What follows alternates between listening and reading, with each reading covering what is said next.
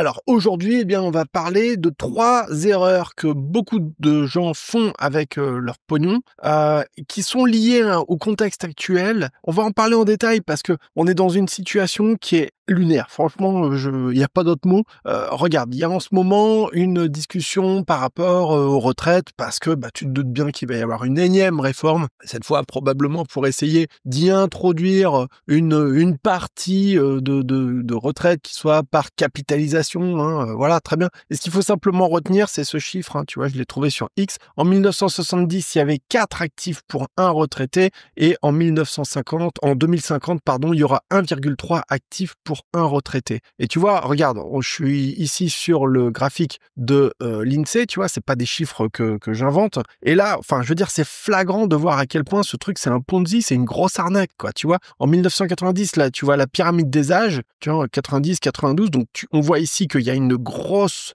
proportion, d'actifs par rapport aux retraités. Je rappelle que dans le système actuel, c'est ceux qui travaillent qui payent pour ceux qui sont actuellement en retraite. Mais ça ne garantit en rien qu'il y aura des gens qui travailleront pour payer, leur retraite à ceux qui cotisent actuellement pour ceux qui sont à la retraite. Enfin, tu vois ce que je veux dire? Alors, le principe d'un Ponzi, d'une arnaque type Ponzi, c'est que c'est toujours celui qui arrive à la fin qui se fait avoir quand le système il se casse la figure, hein, tu vois? Il faut qu'il y ait toujours de plus en plus de gens, de plus en plus d'actifs pour pouvoir réussir à, travailler et avoir suffisamment d'impôts pour financer les retraites actuelles. Et donc, comme on n'a pas assez d'actifs, bah forcément, tu comprends que ça se casse la figure, quoi. Donc, alors voilà, ça c'est l'évolution. Tu vois bien que tout ce paquet de gens, hein, tu vois, qui sont nés dans les années 46 jusqu'à 73 à peu près, voilà, tout ce paquet de gens là, hop, ils arrivent à la retraite tout doucement. Et puis, bah, quand ils arrivent à la retraite, tu vois, là, on voit le graphique à 2025 où il y a déjà énormément de gens pour beaucoup moins de personnes qui vont pouvoir travailler. Et regarde, on voit que ici, c'est carrément depuis les années 2011, 2015, c'est carrément les naissances qui sont en train de s'écrouler. Et ça, c'est un vrai problème qui est pas du tout spécifique à la France, c'est qu'on a un effondrement des naissances. Donc, la première erreur, si je puis dire, la première grosse boulette, tu vois, que les gens font avec leur argent, si je puis dire, c'est de ne pas l'investir. Parce que c'est en vérité la seule manière d'essayer d'avoir une retraite plus tard, c'est d'avoir des sources de revenus, d'avoir de la thune, tu vois, pour réussir à tenir, parce que tu n'en auras pas. Je veux dire, tous les gens de ma génération, je vais avoir 44 ans, tu vois, tous les gens de ma génération, et même les plus jeunes, évidemment, savent, on le sait depuis le plus jeune âge, que on aura pas de balle, on aura zéro. Ce qu'on aura, ce sera tellement, comment dirais-je, ça vaudra tellement rien parce qu'entre-temps, il y aura eu de l'inflation, entre-temps, il y aura eu tellement de choses que on sera, enfin, franchement, celui qui a pas de source de revenus autre, qui sait pas constituer lui-même sa retraite, en fin de compte, il va vraiment morfler, quoi, tu vois. Il aura que le petit sucre qu'on acceptera de lui donner, tu vois. Il y aura toutes les explications pour dire, ah oui, mais il y a eu la grande crise entre deux, on pouvait pas, machin, il y a eu ceci, cela, etc. Et en plus, on voit bien que l'État n'a pas du tout envie de revoir son train de vie, il n'a absolument pas envie de revoir un petit peu les salaires des députés, les salaires des ministres, la distribution d'argent, etc. Pas du tout, pas du tout. Ils sont en train de continuer exactement le même délire, tu vois. On financera avec de la dette et puis on continuera toujours plus, en garantissant cette dette maintenant avec, bah, pourquoi pas, l'argent, l'épargne des Français, hein, qu'on va utiliser aussi pour financer la défense française, européenne et que sais-je. Enfin voilà, il est là le vrai problème, c'est que t'as des mecs qui sont complètement irresponsables et à qui on a donné les manettes, quoi, tu vois. Quand tu te retrouves dans une situation pareille et qu'en plus les gens ne font plus de gosses, bah oui, comment veux-tu faire des gosses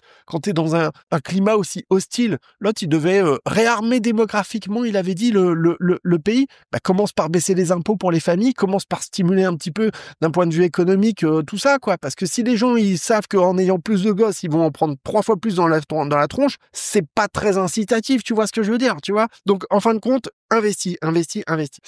Alors du coup, tu vas dire, ouais, mais moi je sais pas comment investir, je sais pas quoi faire, etc. Bah, l'important, c'est déjà de connaître un petit peu ton profil d'investisseur. C'est-à-dire qu'il y a des gens qui vont plus être tentés par aller vers beaucoup de risques et d'autres qui vont plus être dans des trucs plus structurés, plus plus sécurisé, si je puis dire. Mais pour ça, il faut que tu te connaisses. C'est la toute première étape. Et ça dépend de plein de paramètres, de ton âge, de ta situation, de tes revenus, évidemment aussi. Donc, si tu veux savoir tout ça, si tu veux connaître ton profil, parce que c'est la base, eh bien, tu peux regarder le premier lien en description de cette vidéo. Je t'ai préparé un test, c'est 100% gratuit. Ça va te permettre de faire le point et de savoir, en fin de compte, quel est ton profil d'investisseur. Et ça va te donner aussi des idées pour ce que tu peux faire par la suite. Si tu le souhaites, eh bien, je te partagerai même des conseils personnalisés. Donc ça, c'est vraiment la base de la base. C'est de faire travailler ton pognon à ta place pour te constituer une retraite. Voilà. Je voudrais même aller encore un peu plus loin en te parlant un petit peu de la deuxième erreur, tu vois. La deuxième erreur, en fin de compte, c'est de, comment dirais-je, c'est de croire qu'au fond, l'argent, c'est la source de tous tes problèmes. Tu vas te dire, ouais, machin, j'ai des problèmes d'argent. S'il n'y avait pas d'argent, il n'y aurait pas de problème. C'est pas vrai. C'est pas vrai. C'est pas vrai. Tu sais, ça, c'est la même histoire que celui qui dit, ah, ben, il y a des coups de couteau dans la rue, il faut interdire les couteaux, quoi. Tu vois, c'est exactement le même délire. Non, c'est pas ça. La source de tous tes problèmes, c'est pas l'argent. L'argent, c'est un outil d'émancipation et de liberté. La preuve de ça, c'est que quand on a plus d'argent, on est plus libre, et quand on n'a pas d'argent, on n'est pas du tout libre, tu vois.